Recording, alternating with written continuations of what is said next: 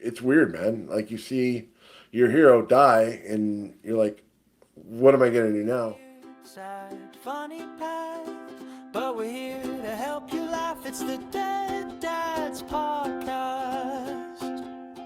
Losing your dad sucks, but talking about it doesn't have to. We are not therapists professionally. We may like to think we are, but we are not. We give really good advice, though, just not medically or therapeutically. Although if you do feel better after it, that's okay. You can still listen to us. But we will bill you for that. We're also not doctors. That's true. We're definitely not doctors. I once was a doctor, but then was immediately removed from doctor status. You just had a lab coat on. Like, that's not a doctor. That was the problem. Enjoy the next episode of Dead Dads.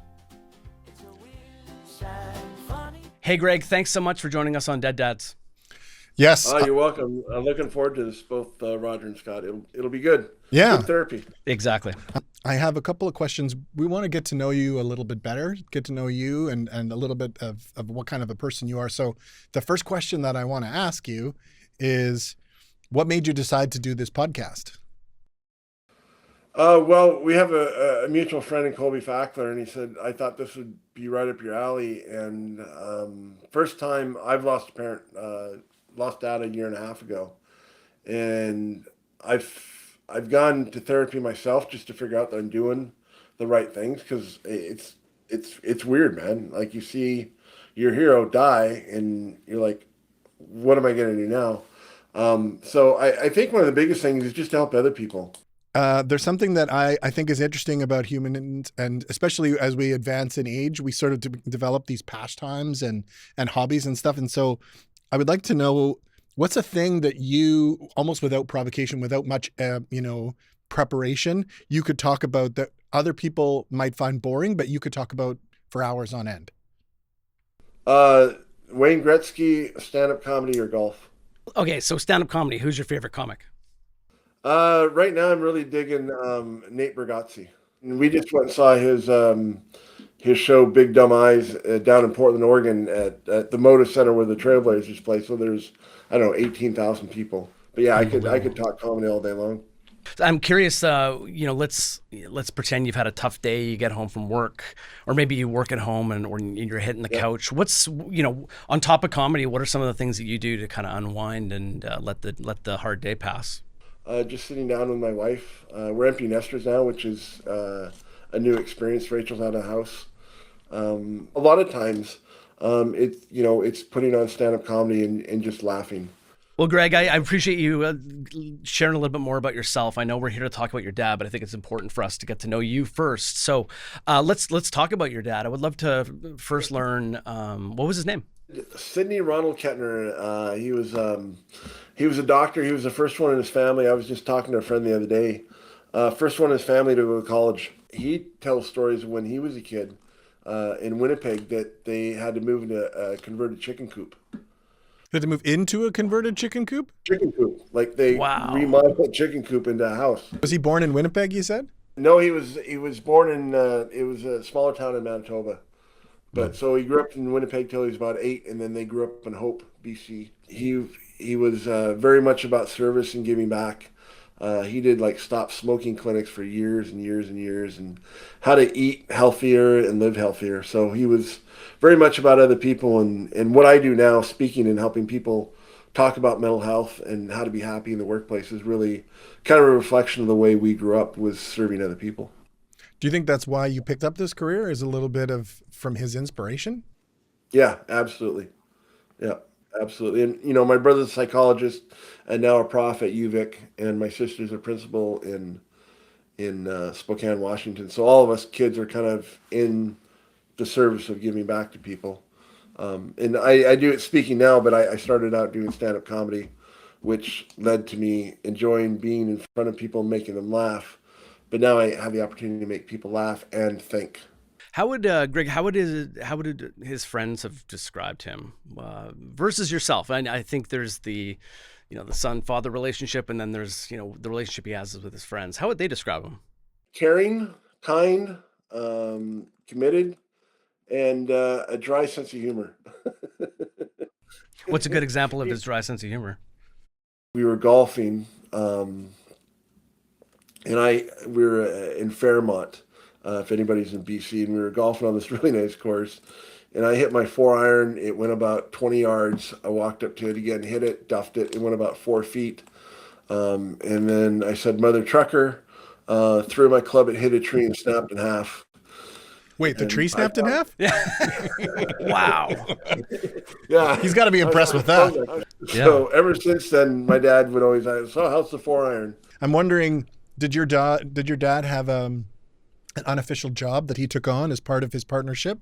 Was there a thing that he was responsible for? Maybe not that he was good at, but it just became his thing. The joke with us in his later years was that he was having an affair with the Apple support gal. He would get on the phone for 4 hours at a time, and these people have so much patience with him, right? And we're like, "Oh, he's on the support line. We don't know who he's talking to. Mom can't track it. There's no credit card invoices, no nothing." Um, and so he always tried to be techie, but he never quite was. So, Greg, can we talk about his passing? What was the circumstances around that? It was his third stroke, so that was a year and a half ago. So probably about 4 or 5 years ago, he had a mini stroke. He was at my sister's, and he seemed to be fine. And my dad grew up very healthy. He was a doctor, preventative medicine, but just for whatever reason, your genetics or whatnot, he had his first stroke. Just to see your dad, like, there was a therapist there pointing pictures like dog, cat, right? And you could see the wheels turning, but it would take him 30 seconds and he's like, dog or puppy, right? It's so much different. And you guys probably notice this too when we get older. Like, my dad has always been my rock, and like we were best friends, all of us kids. Like, we didn't have any of those traumatic. I wish we would have said something or. But just to see him, struggling to get out of bed, or you're helping him, hey, I need to go to the bathroom. So it was totally different, and so he got better and was able to go home. And then a year and a half ago, we were both my brother and myself went up to my sister's. It was the first time that the three of us had watched a playoff hockey game in, I don't know, 25 years together. So in Spokane, it was Calgary, or sorry, it was Vancouver versus Edmonton. I'm an Oilers fan. They're both Canuck fans, and so we had our jerseys on. And during the second period, Mom called and said, "Hey, Dad had another stroke. He's on his way to the hospital. I'll update you when I can." And so we all jumped in the car and went up to Cranbrook.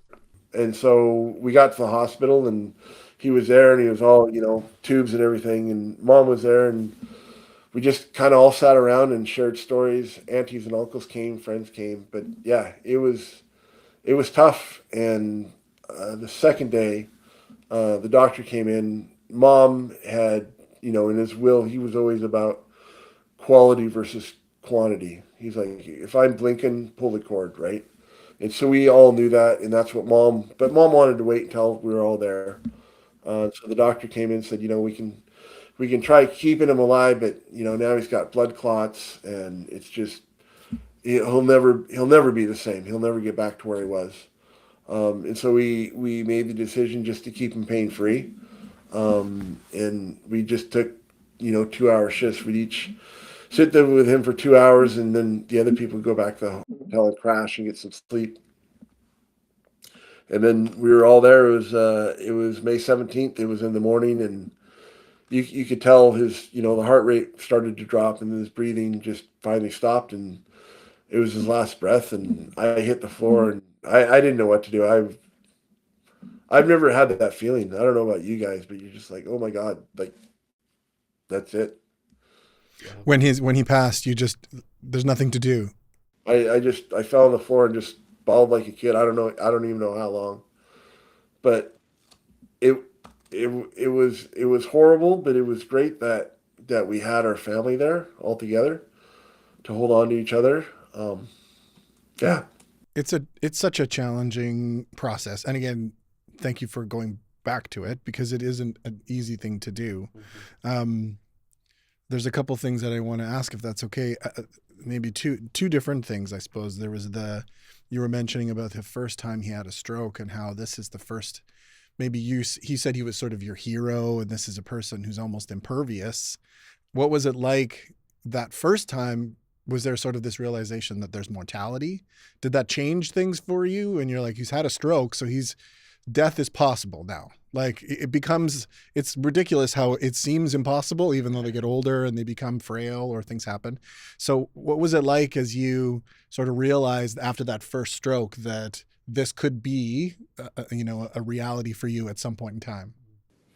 Yeah, no, it definitely did, right? You start thinking about your own mortality and like, okay, here's a guy who used to run marathons and go skiing with us and snowmobiling and everything, right? And then all of a sudden, he's on meds and he's going to the doctor every couple weeks. But it was probably about 3 years between his first and his last stroke. But the conversations changed every time he got on the phone. It wasn't just like, oh, work's good, the kids are good, or, my golf game sucks, to more, you know, I guess just asking, um, life lessons. Is there anything I should be, when Rachel's older, what do I do as a dad? I still have dreams about Mm. him.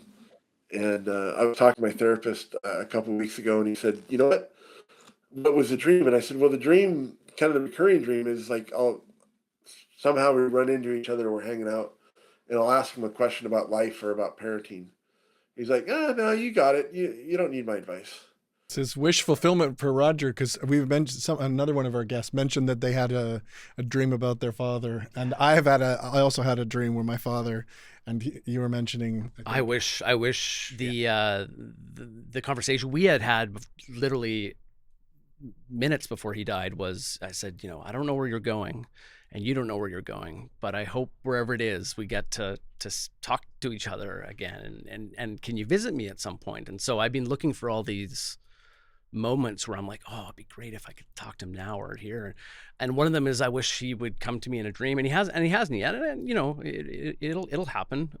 So every time I hear somebody like yourself talk about these dream conversations, I'm like, oh, you're so lucky. I also was interested to hear you say something. Maybe I might be extrapolating, but you're talking about.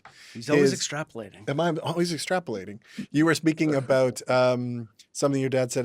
If it's blink and like pull the plug. This sort of like there's a fear sometimes about turning into like a person who no longer doesn't have control. Right. And one of the things that my dad used to say, and it's quite hilariously and traumatic at the same time, is he used to say, son, if there's ever a chance, if ever it seems like I'm going to turn into a vegetable, just he'd say either roll me in front of a train, or push me off a cliff. So he used to give me this advice. He'd say, I don't want to turn into a vegetable. And I just think, geez, those are super dramatic. Yeah. Like, is there nothing else that I could explore? Also, son, you might be charged with murder. Yeah. Like, so from your perspective, I don't know. It sounds like, is that a scenario? Was he concerned about the end and being worried about turning into somebody that was an invalid or somebody that you had to take care of? No, I don't think so. He was always positive, and that's one of the traits that I really appreciate that I got. Right, I always see the glass half full, unless it's half full of poison, then it's half empty. It's all about perspective. But yeah, no, I don't think that was it. But it was always I want quality over quantity, and I said the same thing to my wife when we did our well. But I interrupted you. So you were saying that you were sort of had hit the floor, so to speak, and so the challenge. So Oh yeah. how did you get up? What was that? What did that look like for you? So he's passed on, obviously, at that moment. What happens in the immediate aftermath? You're obviously not in your own homes. What was the next sort of week like for you and for your remaining family members?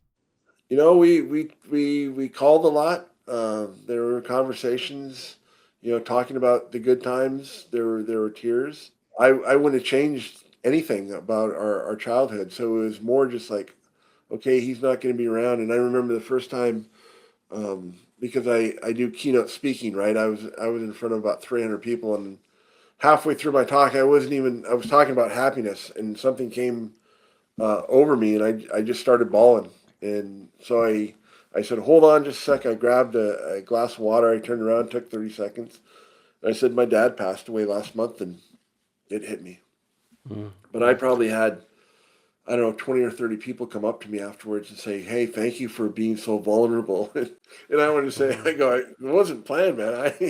All the time, these unexpected dad moments Just hits you. just hits you. And, you know, there are some that you're expecting. Oh, for sure. Yeah. Like there's certain days and times.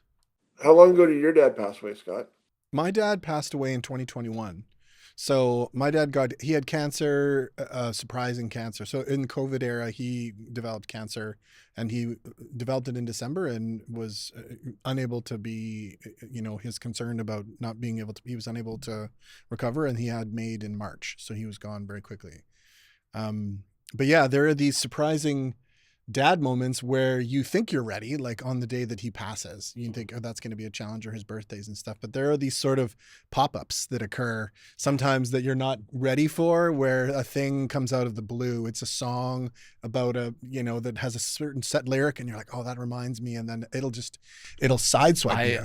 I've said this before. I got into watching the baseball this past season, the Blue Jays specifically. I would just think, man, my dad would love this, and then I would just be awash in emotion. It just would hit me. I was at a fundraiser. My wife works at the bank here, so I was her plus one, and it was the president for the Seattle Mariners was the keynote speaker. And he got up there and he was talking about service and how we need to give back to our communities. And right, this is all my dad, right? And it's, you know, I'm with all her folks from her bank and stuff, and we're sitting there, and I leaned over and I said, I'm starting to lose it. And she's like, what? And I go, he's talking same, it sounds like dad, right? And she says, well, how can I help? And I said, just fill my glass up with another glass of wine. I got up and went out in the parking lot with my glass of wine and drank a glass of wine in the parking lot by myself, had a good cry. I came back and I was fine. You're going to therapy. Was that a decision that you easily made? Was that a decision, both, again, sharing a bit, Roger and I both have been proponents of it and have seen the benefits of it, but everybody arrives at it at a different time or in a different way. Mm-hmm. So how did you decide? Was that your decision? Was it easy? Was it a difficult one? How did you get to the point where therapy became a thing that you actually thought was the right path? Back in the day when I was struggling, what am I going to do with my life when I was doing stand-up comedy full time, I called my brother, who was a psychologist, and said, what do I do? And he goes, well, maybe go talk to a career counselor or a therapist. So I'm like, well, I don't need to talk to somebody, but I've got, I was 22, I got my life together. And so I've been in and out of therapy for, and it's a tune-up. And I tell people from the stage, go to therapy. Why not? Right. I mean, if we have a toothache, we go to the dentist, right? Or a doctor. But I mean, the space between our ears is the most important real estate we have. And go talk to somebody, and somebody that you can talk to that doesn't know you is going to help you and give you feedback. I think the word you just used, though, feedback, is really important, because there's probably a lot of guys watching or listening to this right now that are perhaps thinking about going to therapy or are a bit confused about what's involved. It sounds as if your therapist gives you feedback. Mine gives me a little bit of feedback. It's actually, I find more, she helps me bring it all out myself, or like I come to the conclusions myself, and she's more of a facilitator, a guide to help me sort of get to the answer myself anyways. So I'm curious, what are some other things that you found beneficial to therapy, and perhaps what are some of the I don't know, misunderstandings out there that some guys might be thinking about that we could help untangle for them?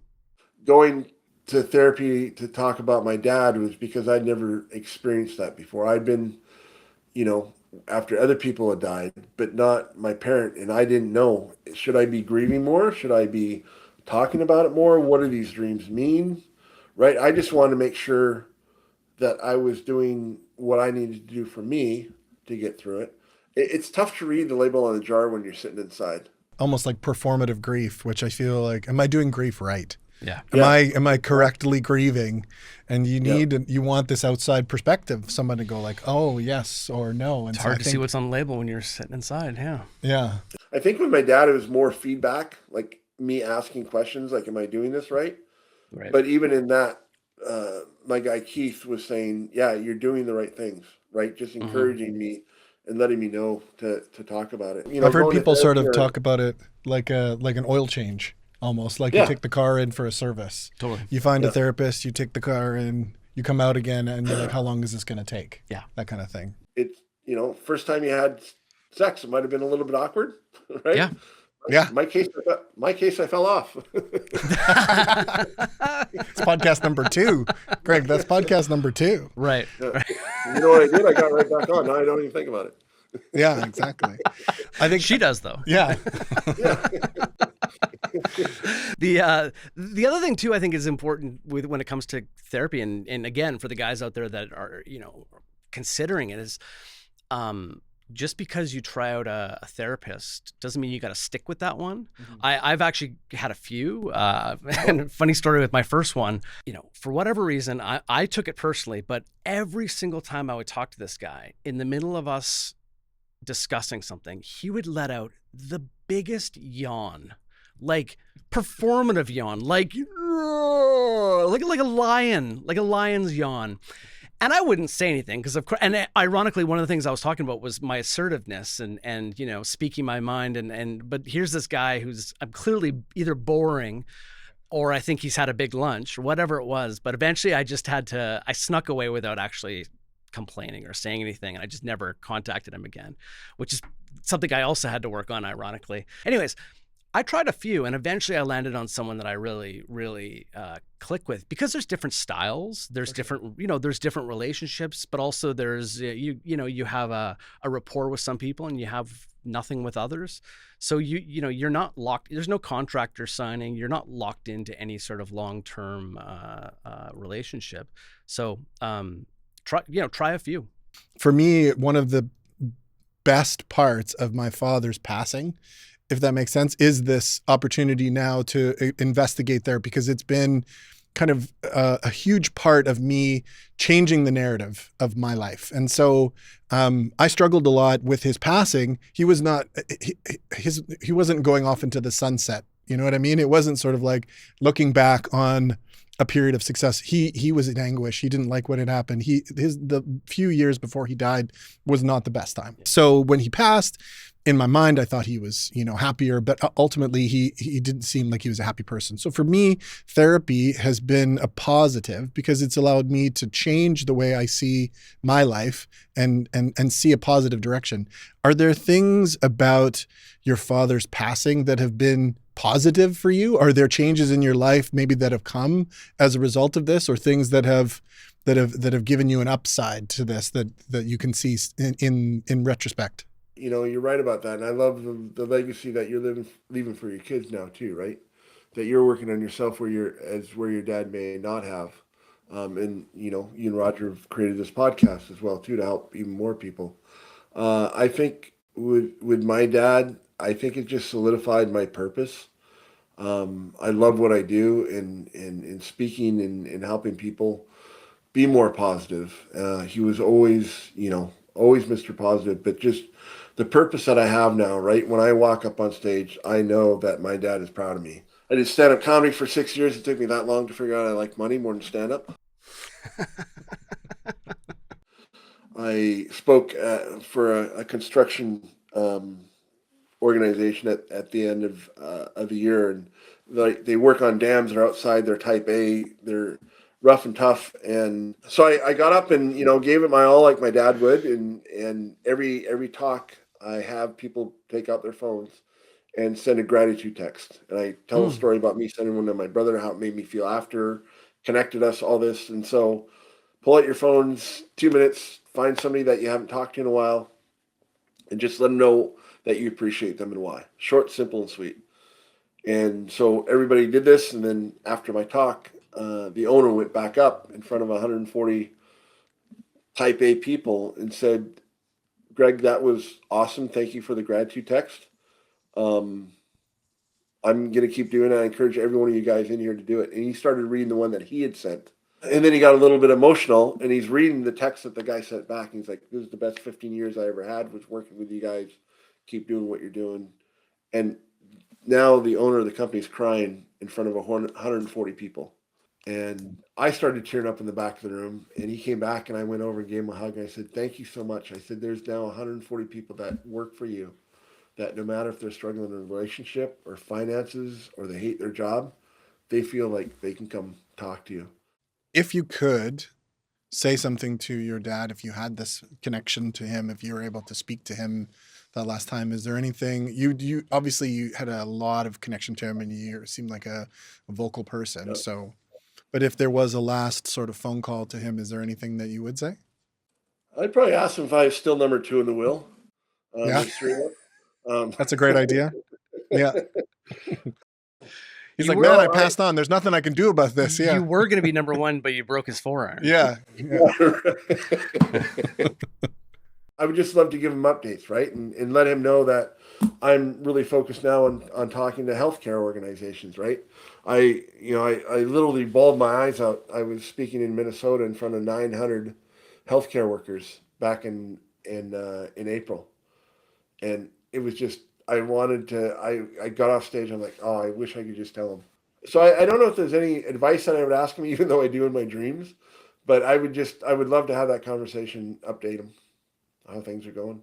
Similarly, maybe not to him, if you could give advice to any dad or any young person who's maybe their father is almost passing or is engaged in passing or has just passed, what's something that you could offer them, having gone through this experience, some advice, something that will make it easier for them or challenge them? And I think there's 2 ways to look at this, in my opinion, which is advice to someone whose dad has not yet passed and what you would tell them before they pass, and advice to someone who has just passed and what you would say to them. Yeah, well, in my situation, it's different for everybody, but I would say, hold the ones that you love close, and just let them know that you appreciate them. Because, like I said, those 3 years, we kind of knew that the end was going to be coming quicker than we thought. And to have those conversations, ask for advice, share stories, let them know. I told him all the time. I said, he's like, "Oh, you're such a great dad to Rachel," and I said, "Well, I'm just kind of modeling what you and mom, with some minor tweaks and stuff." So I think if somebody's passing, take the time and money doesn't matter at that point. Get on a plane, go see them, have those conversations, have the tears, and do that, and and be vulnerable, right? And do the work and go to therapy. You might be doing everything right, but if you've never thought of therapy before, it's great in any situation, whether it's through death or, becoming a parent, dealing with teenagers, dealing with your partner, your friends, your work, or whatnot. But I'm full on having these types of conversations with 2 random dudes that I just met. I mean, this would have never happened 6 years ago. I don't know about you guys, but why would I talk about this stuff? Absolutely. But now that I've been through it, I want to help the next guy or girl who's losing a parent to going, oh, okay, if these 3 guys have gotten through it, I can probably do the same thing. Well, we appreciate you being so open and honest about the situation around Sydney passing, and thank you for sharing everything about Sydney, and thank you for sharing your experience. Before we go, I'm curious, can you share more about Work Happy and how can guys out there learn more about it? And doesn't sound like it just needs to be guys. Yeah, no, it's for everybody. So I help organizations. I'm on a mission to help 1 million people talk about mental health in the workplace. And when we have a happy mindset, we're more productive. We make more money. We enjoy life more. We have more time, more work-life balance.